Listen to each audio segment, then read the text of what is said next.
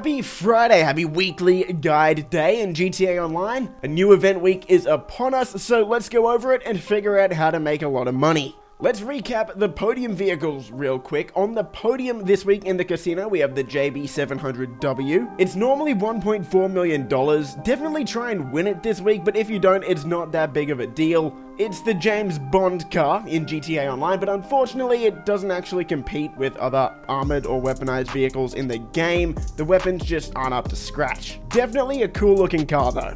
On the prize ride is the Drafter. It's normally $700,000. This one's in the sports class. Only reason I would recommend getting it or trying to win it is if you like the look of it, because its speed is kind of just middle of the pack. We have a new drip feed vehicle this week. It's the Karen Boar. This one's going to be $1.28 million or free if you have GTA Plus. I have to say I was pleasantly surprised with this one. The customization is actually really nice. There's a lot of stuff you can do with this car. Now we're going to have to wait until the reviewers can get their hands on the Boar until we find out where it's going to rank in terms of top speeds and whatnot in the off-road class. So for the time being, we can really only base our opinions on looks. As I said, the customization is good, so if you like the look of this, definitely go pick it up. Moving into the vehicle discounts, first we'll go over the Pegassi Reaper. Now this one was added years ago. It's been in the game for a while, so in terms of top speed, it's near the bottom in terms of supercars. Customization is also pretty limited just because of how old this vehicle is. The customization on the newer vehicles in the game are a lot better. So again, this is something you would only pick up for the looks. We have another Pegassi vehicle on discount as well. It's the Zaruso. Now this one was added with the Diamond Casino and Resort, so it's a bit of a newer car. In terms of speed, this one's actually a lot better. It's not quite first, but it's hanging around the 10 to 15th range in terms of speed for the supercars.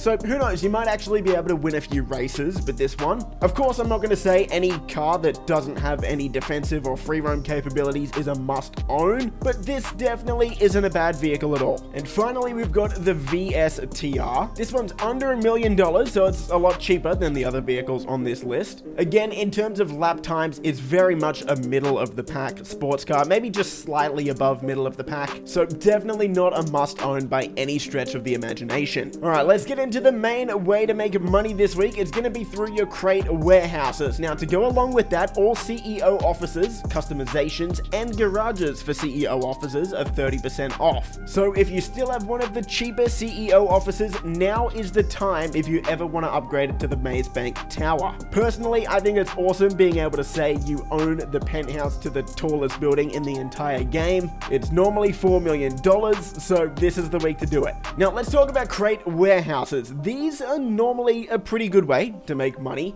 but this week they're paying out 50% more money than normal. So what that means is if you have a large crate warehouse, it's going to be selling for over $3.1 million. What's so interesting about the crate warehouses is you can actually have 5 of them. So you can have 5 different full businesses this week that you can sell for over $3 million each. Meaning successfully selling all of these warehouses will get you over $15 million in a sale this week. Now I'll leave a link to my crate warehouse guide in the description below, but if you're looking to run these as efficiently as possible, I'll give you a couple of quick tips. The Oppressor Mark II is going to be basically your best friend here. The reason for that is you can store it inside of your Terabyte, and your Terabyte is also going to be one of your best friends this week. Essentially, you can request your Terabyte in between a bunch of your cargo warehouses, drive your Oppressor right back inside, and start up a new source mission for a cargo warehouse. From there, you go out, complete that mission, bring the crates back to your warehouse, head right back to your Terabyte, and do it all again. That's so effective because you can essentially, like I said, park the Terabyte right next to these warehouses, which means the time between your source missions will be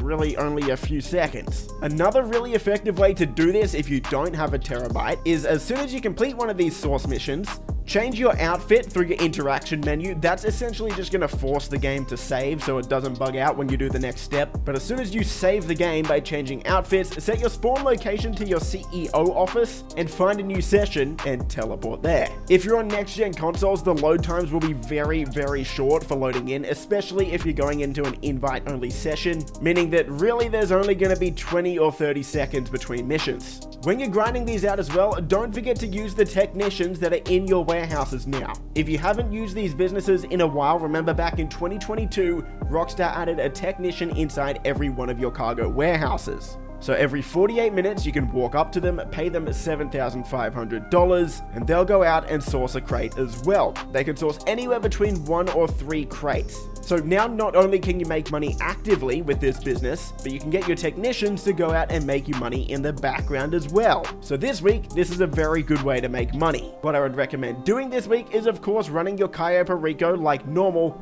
as well as using payphone hits from Franklin every 20 minutes in between Cayo Pericos, and any free time in between those two activities spend sourcing these crates. By the end of the week, you should have a few full warehouses and you can sell them for, like I said, over $3 million per warehouse. And again, I made a guide earlier this year with the updated cargo warehouses, so check that out. I'll leave that in the pinned comment if you're not sure how to run these businesses. And we'll wrap the video up there. If you'd like to see the rest of the weekly update, I made a very short video every Thursday like I normally do. Check that video out for any other stuff that you may be interested in this week. Anyway, I'm not going to try and stretch this video out to 8 minutes so I can put a few extra ads in this one. In a week like this where there's only one bonus business, there just isn't 8 minutes of stuff to really talk about. I know your time is valuable, and I'm not going to be like other YouTubers who are going to stretch this video out for a few extra dollars. I've noticed a lot of GTA YouTubers making 8-minute videos when it's just not necessary lately, and I've also heard your feedback that the fact that I don't do that consistently is a big reason a lot of you guys watch me, so thank you. Anyway, enough rambling. Go do something more productive than watching me. I'll see you guys in the next video. Peace! Favorite color, money green. Paper. I've been on my grind since I was in the